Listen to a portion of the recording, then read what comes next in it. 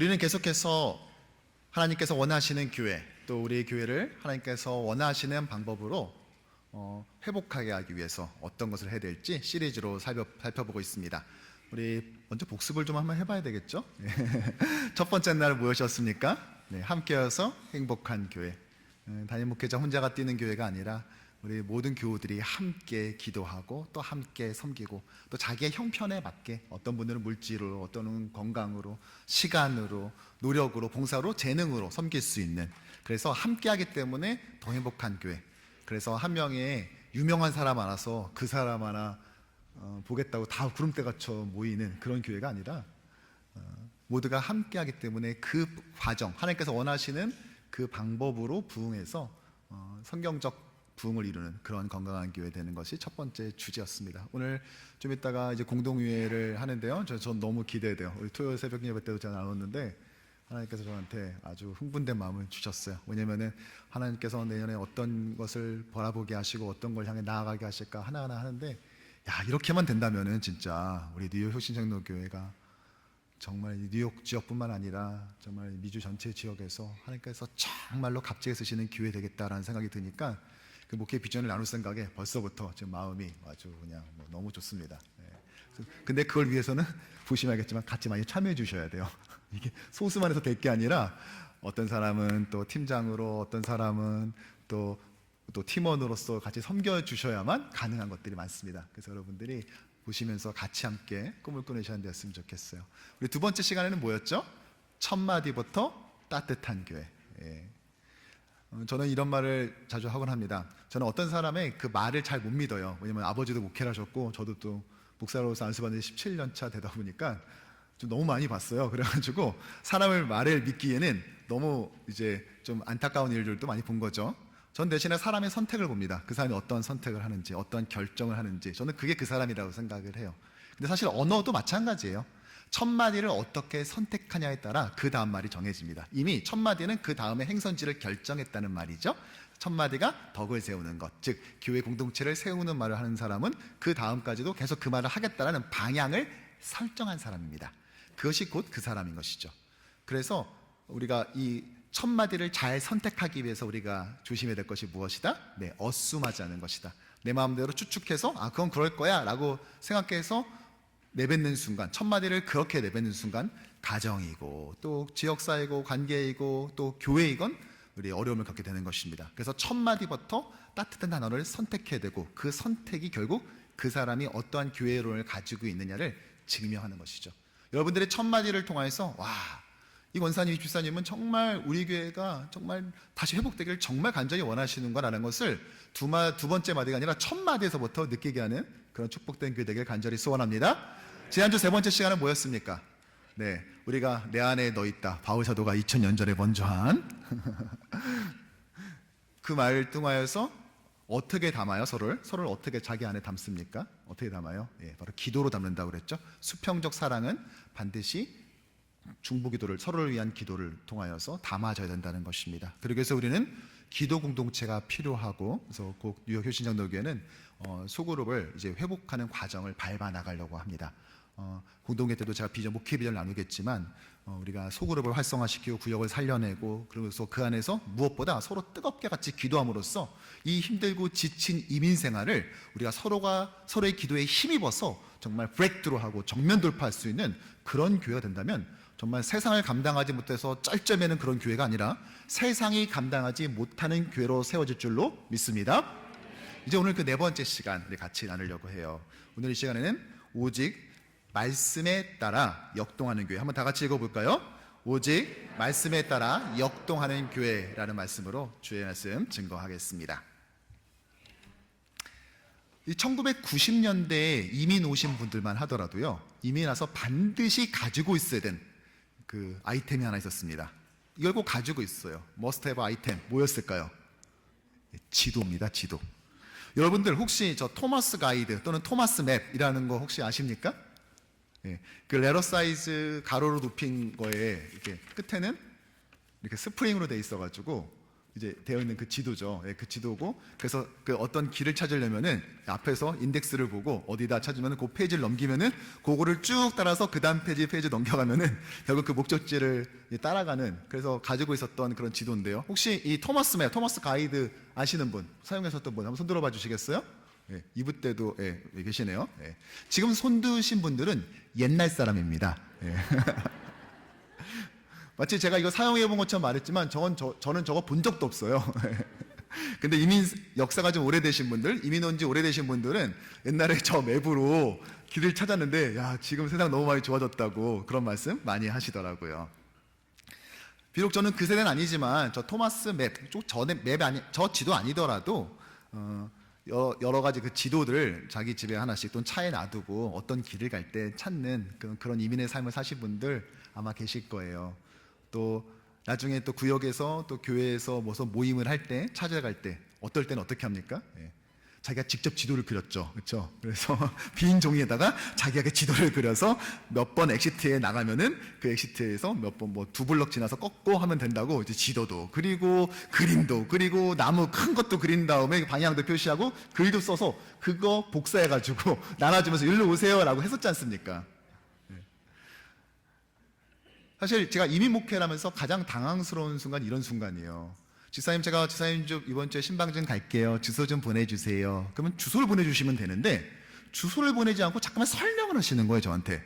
아, 목사님 노동길을 타고 가다가 유토피아에서 턴 레프트에서 두 블럭 아래로 더 가시면은 거기서 턴 라이트 해가지고 더 가면은 어떤 건물이 있는데 거기서 턴 레프트 하면 된다는 거예요. 아, 그러면 도착이구나 하면서 머릿속으로 간신히 따라잡았는데 그때 하시는 말씀이 거기다 주차를 하시면 되고요.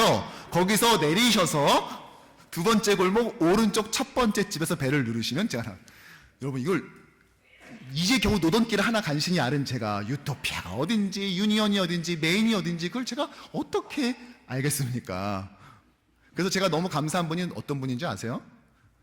주소를 보내달라고 했을 때 진짜 주소만 써가지고 텍스트로 보내주시는 분, 그분들이 너무 감사한 거죠. 왜냐하면 그대로 그거를 복사해서 내비게이션에 넣어버리면 되는 것이니까요.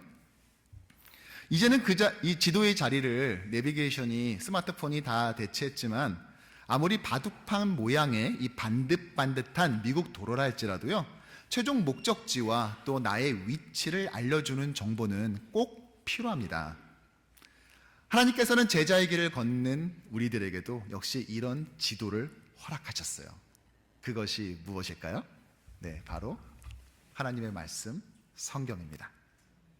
하나님께서 우리에게 이 지도를 주신 거죠. 시편 119편의 저자는 오늘 이렇게 그래서 고백합니다. 우리 함께 읽어볼까요? 주의 말씀은 내 발의 등이요 내 길의 빛이니이다. 아멘. 성경은 40여 명의 저자에 의해 약 1500년에 걸쳐서 기록된 지도입니다. 이 지도는 가장 많이 팔렸으며 또 여전히 매년 60억 원에 팔리는 그런 베스트셀러이기도 하죠. 이토록 성경이 지속적 영향을 줄 수 있었던 이유는 과연 무엇일까요? 일단 지도이기 때문이에요. 우리 삶이 어디로 가야 되는지 알려주기 때문인 것이죠. 근데 겨우 그 정도 가지고 이렇게까지 팔리진 못합니다. 이렇게까지 영향력을 일관되게 지속적으로 끼칠 수는 없다는 거예요. 인생 어떻게 살아야 된다라고 말해주는 그런 책, 자기관리서나 처세술책이 뭐 이거 하나입니까? 엄청나게 많잖아요. 그런데도 이토록 영향력을 끼칠 수 있었던 이유는요, 성경이 단지 길만 알려주는 것이 아니라 실제로 본인이 알려준 그 길을 찾아갈 수 있는 그 역동성, 그 능력, 그 힘까지 제공하기 때문이에요. 무슨 말이냐? 지도만 주는 게 아니라 기름까지 넣어준다는 거예요. 세상에 이런 게 어디 있습니까? 그러니까 사람들이 이 책을 읽고 도전을 받고 걸어가는 것입니다. 하지만 이런 사실을 모르는 사람들에게 성경은 그저 고전이자 교양서적에 불과할 뿐이겠지요. 사실 지난 팬데믹 기간 동안 많은 전문가들이 했던 말 중에 저한테 너무나 인상 깊었던 말이 있어요. 그들이 뭐라고 카피를 뽑았냐? 이 보이지 않는 바이러스로 인해 현대사회가 길을 잃어버렸다. 초강대국 이 미국 행정부가 또 의료 정책 기관들이 또 시정부가 자기들도 어찌할 바를 몰라서 여러 가지 대책을 내놓지만 그 사실이 정확하지 않다는 것을 우리도 알아챘고 또 그것을 말하는 그들도 알아채는 그 어둠의 순간들이 있었지 않습니까? 사실 제가 그때는 LA를 살았었는데요. 팬데믹이 한참 심할 때 이 뉴욕에 계시는 제 아는 목사님이 계셨어요. 그래서 잘 계신가? 뉴스가 너무 험악하게 나와가지고 제가 잘 계신지 안부를 물려고 전화를 드렸습니다. 목사님 괜찮으세요? 그랬더니 목사님 지금 여기 상황이 너무 심각해요. 제 가까운 분들 중에서도 지금 이미 소천하셨거나 지금 너무 아프신 분들 많아요. 목사님 위해서 기도해 주세요 라고 했는데요. 와, 제가 사실은 팬데믹 때도 그렇게까지 겁에 질린 적은 없었거든요. 근데 그 목사님과 통화하고 난 다음부터 제가 겁을 먹기 시작한 거예요. 그러면서 제가 속으로 생각했죠. 그분이 퀸즈 살았거든요. 그래서 내가 미국 어디든 살 수 있는데 퀸즈는 살지 말아야겠다 이렇게 생각을 했는데 하나님께서는 저를 기가 막히게 퀸즈 한복판으로 인도하셨습니다. 네. 지난 팬데믹 기간 동안 우리는 알았습니다. 눈에 보이지 않는 바이러스 하나로 인해서 이 엄청난 시스템과 인간이 만들어낸 이 웅장한 도시는 길을 잃을 수밖에 없다는 것입니다. 어떤 학위를 가지고 있고 이것을 오랫동안 연구했다 할지라도 그 길을 정확하게 제시할 수 있는 사람이 우리한테 없다는 것이죠. 그러기에 우리에게 있어서 이 하나님의 말씀, 이 성경, 이 참다운 지도가 우리에게 있다는 것은 너무나 감사한 일이에요. 왜냐? 이 지도를 갖고 있는 동안, 이 성경을 갖고 있는 동안 우리는 결코 길을 잃어버릴 염려가 없기 때문인 것입니다. 또한 이 길을 걸어갈 수 있는 능력까지도 제공하기 때문인 것이죠. 저와 여러분들에게 있어서 이 성경은 과연 어떠한 책입니까? 정말로 지도의 역할을 지금 하고 있습니까? 또한 우리 공동체가 앞으로 나아감에 있어서 우리 성경을 어떻게 바라보고 우리 공동체가 이 성경을 어떻게 공부하며 연구하고 우리 공동체의 모든 결정 가운데 투사할 수 있을까요? 바라기는 오늘 이 아침에 모인 우리 모두가 우리의 참다운 인생의 지도이자 능력의 공급의 원천인 이 성경을 굳게 붙잡음으로써 길을 잃어버리는 것이 아니라 주께서 우리에게 주신 그 행선지를 향해서 힘차게 달려나가는 공동체 되기를 주님의 이름으로 축복합니다.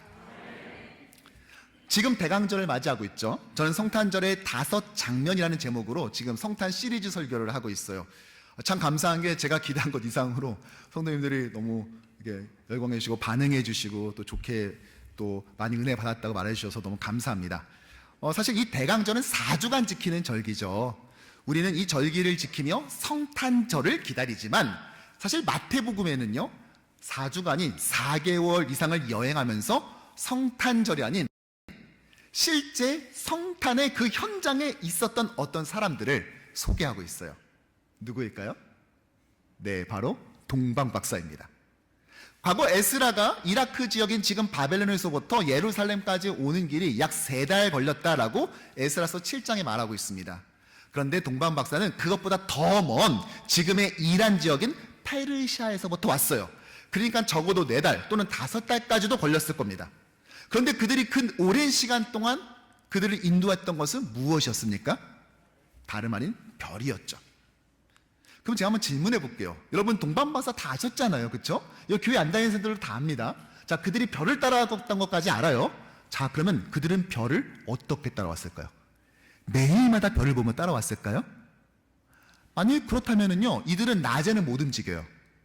낮에는 쉬어야 돼요. 별이 안 보이니까. 그리고 어두워서 밤이 돼서 별이 보이면 그때서 야 빨리 짐 챙겨라, 짐 챙겨라, 별 떴다 하면서 가야 된다는 거예요. 그러니까 오직 밤에만 이동했다라고 여러분 지금까지 생각하셨던 겁니까? 참 그렇게까지는 깊이 생각해 보신 적이 없으시죠? 그 답은요 사실 이미 성경에 나와 있습니다. 그들이 별을 보고 난 다음에 예루살렘에 도착했어요. 그리고 헤롯의 궁전에 들어갔는데 그곳에서 베들레헴이라는 곳이 구약의 예언 장소임을 알게 됐습니다. 그리고 그곳을 출발했어요. 다시 베들레헴으로 가려고요. 그리고 그곳에서 성경의 표현대로라면 문득 그 별을 보게 됐다는 것이죠. 그래서 크게 기뻐하고 기뻐했다라고 말합니다. 사실 성경에는요 그들이 매일마다 별을 따라왔다는 말은 없어요. 그들이 동방에서 별을 봤다라고 말을 하죠. 실제로 이 장면을요 쉬운 성경에서는 이렇게 잘 번역을 해놨더라고요. 우리 같이 한번 읽어볼까요? 박사들은 왕의 말을 듣고 출발했습니다. 그러자 동쪽 나라에서 보았던 바로 그 별이 박사들 앞에 나타나 그들을 안내해 주었습니다. 그러다가 아기가 있는 곳 위에 멈춰 섰습니다. 박사들은 별을 보자 매우 기뻐했습니다. 여러분, 정리하면 이렇습니다. 페르시아에 있었던 이 동방 박사들은요, 새로운 왕의 출현을 별을 통해 감지한 거예요. 그리고 그 방향을 가만히 보니까 이 방향이 예루살렘이라는 것을 알아냈습니다. 그리고 짐을 싸서 출발한 거예요. 왕의 별이었기 때문에 예루살렘에 도착해서 당연히 어디부터 갔겠습니까? 당연히 왕궁부터 간 겁니다. 아, 언제 태어나셨어요? 이제 태어나셨어요? 아니, 그런 일 없는데요? 당황하죠. 피차간에 당황했을 겁니다. 그때 헤롯 왕이 성경학자들에게 묻죠. 제사장과 서기관들에게 묻습니다. 성경에서 뭐라고 말하고 있지? 성경에서 메시아, 그리스도가 어디서 난다고 했어요? 아, 네, 베들레헴입니다. 이 말을 들은 동방 박사들은요, 지금까지 그 먼 거리를 왔는데 다시 나온 거예요. 나와서 이젠 베들레헴을 향해서 다시 길을 나선 거예요. 그런데 바로 그때 그들이 네다섯 달 전에 페르시아에서 봤었던 그 별을 다시 보게 된 겁니다. 그래서 그들은 기뻐하고 기뻐했던 거예요. 왜? 지금까지 자신들이 걸어왔던 이 여행이 허튼 길이 아니었다, 잘못된 길이 아니었다는 것을 그 별을 다시 만남으로 깨닫게 된 것이기 때문입니다. 그리고 이 성탄의 이야기는 두 개의 진영을 선명하게 우리에게 대조해주고 있습니다. 별을 따른 사람들과 별을 따르지 않은 사람들. 별을 따른 사람들, 즉 이 동방 박사들은요, 비록 희미한 빛으로 하나님의 뜻을 알았어요. 선명하지 못했죠. 그것도 살짝 봤다가 4달 동안 못 보고 왔을 거예요. 그런데 그 살짝 보여준 그 희미한 빛 하나에 자신의 모든 것을 걸고 순종했고 그것을 따랐고 그 인도함을 받아서 결국은 메시아를 만났습니다. 반면에 별을 따르지 않은 이 사람들은요, 궁전에서 매일 구약 성경을 끼고 살았지만 정작 자기가 살고 있는 이 도시 바로 아래에 붙어있는 그 도시에서 그 성경이 주목하고 계시하는 메시아가 태어났다는 탄생 사실조차도 몰랐다는 것이죠. 뿐만 아니라 이 두 그룹의 삶의 자세 역시 달랐습니다. 여러분, 말씀을 따르는 사람들은요, 기본적으로 역동적입니다. 역동이라는 말이 무슨 말이죠? 활발하고 힘차게 움직이는 것을 말합니다. 그런데 교회가 어떻게 활발하고 힘차집니까? 말씀에 따라 살 때, 말씀의 인도함을 받을 때 비로소 교회는 역동적이게 되는 것입니다. 동방 박사들은요, 황금, 유양, 모략을 챙겼어요. 그리고 광야를 가로지르는 장거리 여행을 마다하지 않았습니다. 그리고 헤롯 궁전에 독착해서는요, 곧바로 들어가서 어디 계시냐고 그들에게 질문을 합니다. 그리고 아닌 것을 알게 되자 다시 나와서 베들레헴으로 길을 향해요. 얼마나 활기찹니까? 즉 말씀에 순종하는 그룹들은요, 역동하는 공동체였다는 것입니다. 반면에 오늘 종교 지도자들은 메시아의 출생은 베들레헴이에요 라는 이 구약 성경의 예언만을 앵무새처럼 되뇌일 뿐 정말 그런지 아닌지 확인조차 하려고 하지 않았어요.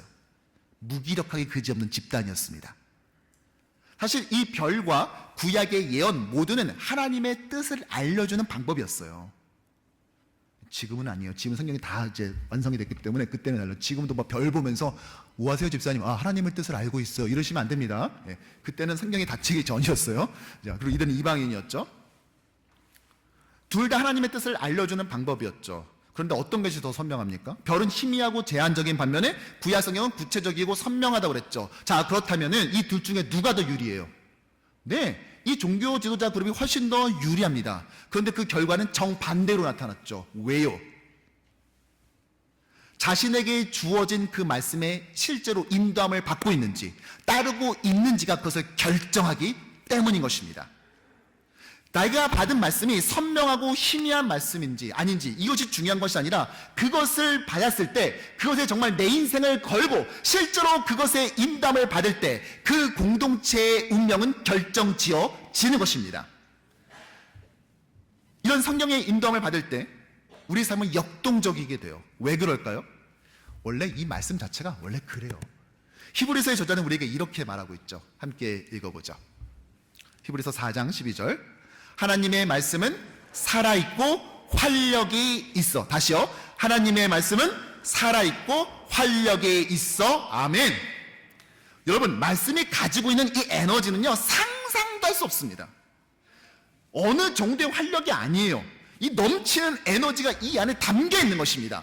그런데 이 말씀을 내 안에 품고 인도함을 매일마다 받고 있는데, 아니 어떻게 우리의 삶이 변하지 않을 수 있겠습니까?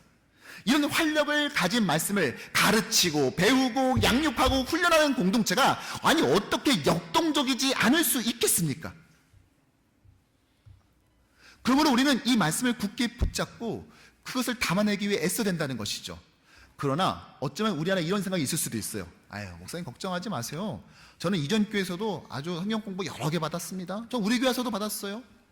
여러분, 죄송한데요, 우리가 정말 성경을 알고 있는지 우리 스스로 솔직하게 되물어봐야 돼요.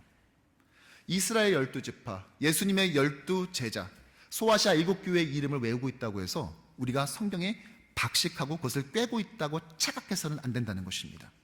아브라함의 아들은 정답 이삭, 다윗이 쓰러뜨린 사람은 정답 골리앗. 이것을 안다고 이런 파편적인 지식으로 마치 내가 성경의 사람인 것처럼 스스로 치환해서는 안 된다는 것입니다. 오늘 동방 박사들이 헤롯 궁전에 왔을 때 헤롯 왕이 묻죠. 메시아가 어디서 태어나죠? 그랬더니 이 제사장과 또 서기관들이 어떻게 했습니까? 바로 그 자리에서 이렇게 말합니다.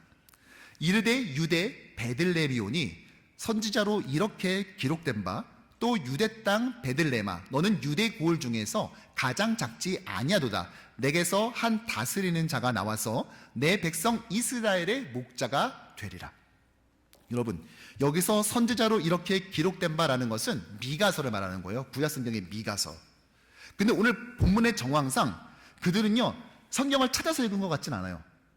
이미 두루마리 성경 아닙니까? 그 당시에는 이걸 이렇게 찾아 읽은 것 같지가 않고요, 그냥 그 자리에서 암기하고 있던 말씀을 바로 대답한 것처럼 보입니다. 무슨 말이죠? 미가서 정도는 통째로 외웠다는 거예요. 최소한 그 안에서 이 미가서의 핵심 구절인 메시아 본문 정도는 툭 치면 그냥 나올 만큼 암송하고 있었다는 것입니다. 그런데 그들은 정작 그 미가서가 가리키고 있는 메시아의 탄생을 알고 있었습니까? 메시아께 경배했습니까? 그러지 못했죠. 그러니까 성경의 한 부분 편린을 안다고 그래서 그 부분이, 그 편린이 우리를 성경의 사람으로 만들거나 우리가 성경을 따르고 있다는 보증이 될 수 없다는 것입니다. 아니, 어떤 경우는요 오히려 성경을 내 마음대로 끌어당기는 경우도 있습니다. 잘못 이해하는 것이죠.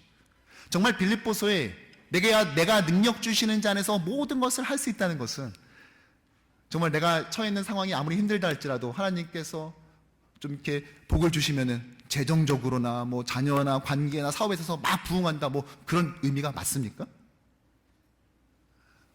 네 시작은 미약하였으나 나중은 창달이라는 욥기서의 말씀은 정말 지금은 사업 시작하면서 정말 100스퀘어핏도 되지 않는 이런 조그만 스토어에서 시작하지만 이제 하나님께서 막 기름 부어주시고 은혜 주시면 막 1000스퀘어핏, 10,000스퀘어핏, 나중에는 막 에이커 단위로 해야 되는 그런 사업으로 막 부흥한다라는 그 말씀이 맞냐고요. 우리가 생각하는 그 말씀이 정말 그 말씀이 맞는지 우리는 돌이켜 봐야 돼요. 우리가 말을 할 때 어수선하지 말아야 되기도 하지만 성경을 바라볼 때도 나 이 말씀 알아, 이거 이런 거잖아 라고 어수선해서는 안 됩니다. 간혹가다 이렇게 말하시는 분들도 계세요. 아, 목사님 저는요 뭐 필레오의 사랑보다는 이 아가파의 사랑을 하기 위해서 해마다 애씁니다, 이러는 거예요. 뭐죠? 필레오의 사랑, 형제 사랑, 아가파의 사랑, 다음이 없는 또 무조건적 사랑, 이렇게 생각을 하는 거죠. 여러분 많이 들어보셨죠?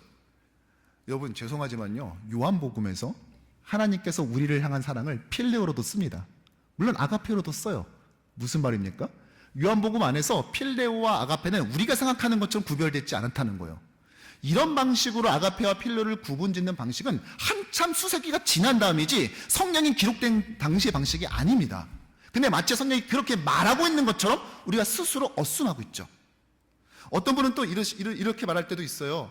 아, 목사님 저는 이 성경이 아직 로고스로 멈춰있는 사람을 보면 답답해요. 이게 실천해서 레마로 담아내야죠.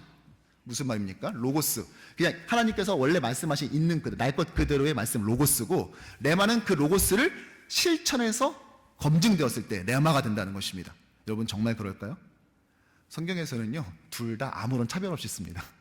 어떤 때 레마 쓰고 어떤 때 로고스를 써요. 근데 마치 성경이 그렇게 말하고 있는 것처럼 우리 스스로가 성경을 안다라고 생각할 때가 있다는 것이죠. 마치 이거와 같아요. 남자 여자가 둘이서 만나서 서로 사랑을 속삭이는 거죠. 자기야 사랑해, 나 자기 정말 좋아하는 거 알지? 그랬더니 갑자기 뺨을 확 치는 거예요. 야 왜 그래? 너 어쩌면 인간이 그렇게 변하니? 방금 전에 사랑한다더니 이젠 좋아한다고? 벌써 떨어진 거야? 그러면서 막 때리는 거죠. 여러분 정말 그런 거예요? 그게 아니라 같은 말을 반복하기 싫어서 동어 반복을 피하기 위한 방법 아닙니까? 실제로 성경에는 그런 것들이 많이 있어요. 그럼에도 불구하고 우리가 스스로가 성경은 이런 거다 저런 거다라고 너무 쉽게 단정하고 있지는 않나 우리 스스로가 돌이켜봐야 된다는 것이죠. 그래서요, 새해 우리 뉴욕 효신 장로교회는요, 말씀을 배우고 익히고 양육하고 훈련하는 기회들을 많이 제공하려고 그래요. 여러분들이 이민 생활이 힘드신 거 저도 알아요.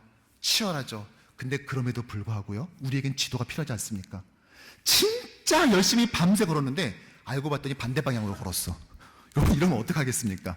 그러니까 우리는 방향을 정확히 알아야 되겠기에 이 치열한 이민 생활을 산다 할지라도 우리는 성경을 함께 봐야 된다는 것이고 묵상해야 된다는 것입니다. 또한 이것을 안다 할지라도 갈 힘이 우리에게 없잖아요. 너무 피곤하고 지치잖아요.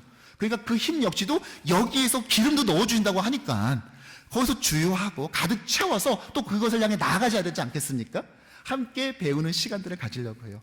그런데 정말 어떤 분들은 제가 신방을 해보니까요, 절대 시간이 안 나오신 분도 실제로 계세요. 그래서 이런 분들을 위해서는요, 정 안 되면 온라인으로라도 할 수 있도록 또 그런 방법도 좀 준비하려고 합니다. 그래서 모쪼록 새해에는 우리가 말씀으로 정말 충만해져서 정말 우리 역동적인 교회로 발돋움하기를 주님의 이름으로 축복합니다. 근데 목사님 정말 그렇게 될까요? 라고 의심하시는 분 계실 수도 있어요. 네, 저는 확신합니다. 아니, 뭘 보고요? 네, 제가 본 게 있어서 그래요. 우리 교회가 옆에 우리 교육문화관이 있고 월요일부터 금요일까지 학생들을 데리고 오는 차량 봉사자들 있지 않습니까? 제가 담당 전도사님한테 들었더니 매주 월요일에는 떠나기 전에 우리 전날, 그러니까 주일날 해서 들은 이제 주일 설교 말씀을 가지고 나누는 시간을 갖고 그리고 출발을 한대요. 여러분 사실 교회에서 제일 난감한 질문 중에 하나가 이겁니다. 지사님, 지난주 설교 제목이 뭐였죠? 본문은 뭐였죠? 내용은 뭐였죠? 참 난처한 질문이에요. 그렇죠? 목회자가 이것을 집사님께 물을 때는 각오를 해야 돼요. 이 질문 이후에 이 집사님과의 관계가 힘들어질 수 있다. 이 정도는 각오해야 이런 질문 던지는 겁니다. 그런데 그 출발 전 기도회 때요, 어저께 들은 말씀에 대해서 같이 나누고 그것을 그냥 제목만 기억하는 정도가 아니라 구체적으로 나누고 하신다는 거예요. 와, 제가 그 말을 듣고요, 얼마나 제가 기분이 좋았는지, 제가 그 말 듣고 바로 다음날 제가 저희 집에서 유자차 끓여가지고 도너츠 들고 그분들 찾아뵀습니다. 출발 전에 잠깐 모이라고. 그래가지고 만나서 제가 대접해드리고 안전운행하시라고 제가 기도했어요. 목회자로서 자부심이 생기더라고요. 여러분, 말씀을 담아내고 말씀을 기억하고 그것을 묵상하고 나누는 사람들이 운전하는 차량은 어떻겠습니까? 제가 어저께 신방했던 한 권사님은요, 원래는 수요 예배를 솔직히 안 나왔었다고 실토를 하시더라고요. 근데 최근에는 수요 예배에 열심히 나오세요. 말씀을 들으세요. 데살로니가후서 강해를 들으면서 종말의 성도들이 어떻게 살아야 될지 저 같이 도전받기도 하시고, 최근에 성탄절 이 본문을 보면서 아, 그런 의미인지 미처 몰랐다고 하면서 하시면서 본인만 은혜 받은 것이 아니라 주변 분들을 막 포섭하기 시작하는 거예요, 지금 이게요. 그래서 이제 그 시간에도 퇴근하시는 분들, 이런 분들 말고 100% 그 시간에 집에 있을 분들을 대상으로 해서, 아, 그 시간에 집에 있어서 뭐하냐, 카톡 보고 뭐 유튜브 보고 이러지 않냐, 차라리 그 시간에 와서 우리 더 영적으로 성장하자. 그러면서 와, 언제 올 거냐, 몇 시에 여기서 만나서 같이 가자, 이러면서 꼼꼼히 체크하고 있다는 거예요. 그러면서 본인 남편분과도 함께 최근 들었던 말씀 같이 나누고, 또 전전주 들었던 말씀에서 찔림을 받아가지고 이렇게 하고 있고, 또 그 전주의 말씀에서는 이런 부분들이 참 나한테 잊혀지지 않았다 말씀을 하시는데, 와, 제가 마음이 얼마나 흥분되고 뜨거워지는지 몰랐어요.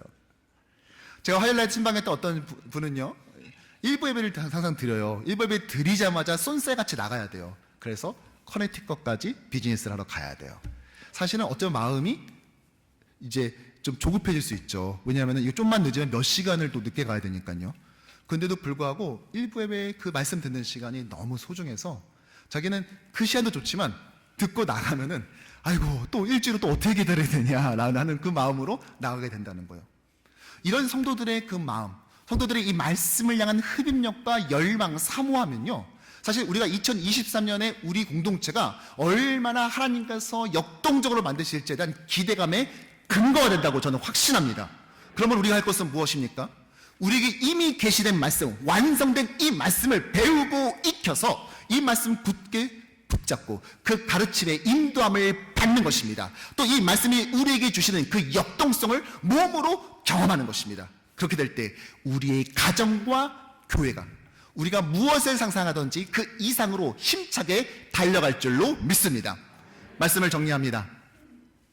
인도함을 받는다는 것은요, 두 개 이상이 될 수가 없습니다. 하나의 인도를 받는데 어떻게 동시에 또 다른 인도를 받을 수 있겠습니까? 결국 무엇을 따를 것인가 하는 것은 하나를 선택해야 된다는 거예요. 오늘 설교 제목이 무엇입니까? 오직 말씀에 따라 역동하는 교회예요. 말씀을 따르는 교회가 아니라 오직 말씀만을 따르는 교회라고요. 이 말은 곧 다른 어떤 것도 따르지 않겠다는 말이에요. 다른 어떤 것도 우리 교회를 인도할 수 없다라는 거예요. 요즘 트렌드가 이러니까, 세상이 이렇게 가니까, 또는 어떤 사람이 이것을 지지하니까 이것이 아니라 오직 말씀만이 주인 되어서 우리를 이끌 수 있는 유일한 것이라는 것입니다. 제가 비록 오늘 목회 비전을 나누고 이렇게 함께 갑시다 말하지만요, 그조차도 하나님의 말씀으로 검증되고 말씀과 씨름하고 이것이 맞습니까 하면서 하나하나 물어본 결과야 된다는 것입니다. 우리 모두가 말씀 앞에서는 납작 엎드려야 됩니다. 앞서 설명한 것처럼 우리가 안다라고 하는 말씀도 사실은 원래의 취지의 말씀과 다를 수 있다는 사실을 기억해야 돼요. 그래서 언제나 자만하지 않고 말씀 앞에서는 겸손한 태도를 유지하면서 언제나 그것을 익히도록 노력해야 된다는 것이죠. 사랑하는 여러분, 여러분은 정말 말씀의 인도함을 받고 있습니까?